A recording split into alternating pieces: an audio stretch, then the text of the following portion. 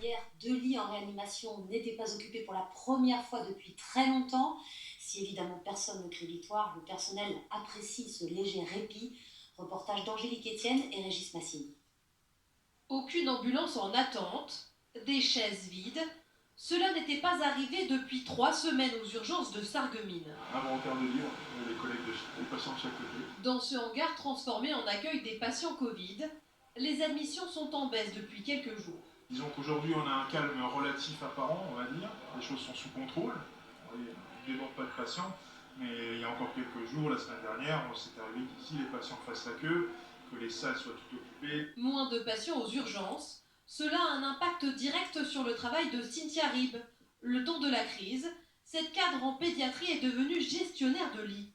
C'est à elle que revient le casse-tête de trouver de la place pour les patients Covid-19, et pour la première fois. Là, ça fait depuis vendredi que les choses se stabilisent, donc vraiment je me rends compte au niveau des chiffres qu'on a de la disponibilité de lits. Son espoir, les cases vertes. Elles représentent les lits disponibles. 11, 12, 13, 14, 15, 16, 17, 18, 19, 20, 21. En tout, 29 lits Covid libres sur les 162 que compte l'hôpital. Je pense que le confinement a certainement aidé à stabiliser et à réduire cette phase de plateau. Parmi les lits libérés, 3 le sont en réanimation. Là, il y a une chambre vide où il y a un patient qui est sorti ce matin.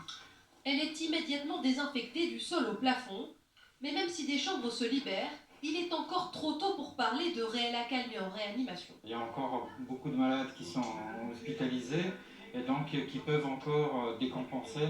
La preuve, on vient de prendre un malade là tout de suite. Une prudence chez tous les soignants, car tous redoutent un nouveau pic, plus dévastateur encore psychologiquement pour les équipes. De côtoyer la mort, on a l'habitude, je veux dire, de ça. Mais là, ça a été quand même de façon plus importante.